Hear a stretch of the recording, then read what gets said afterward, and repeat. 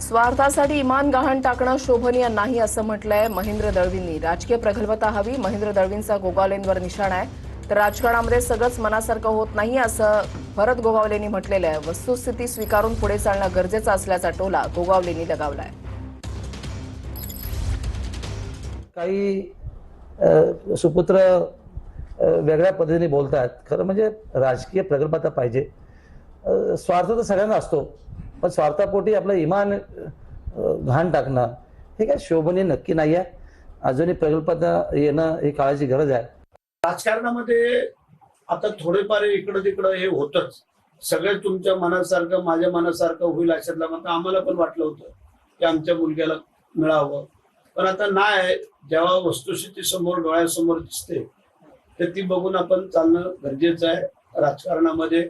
आणि राजकारणामधली आत्ताची सध्याची जी परिस्थिती आहे ही फार वेगळी आहे। आपल्याला माहिती आहे की सकाळचा माणूस दुपारी कुठे आणि दुपारचा संध्याकाळी कुठे हे आज कोण सांगू शकत नाही।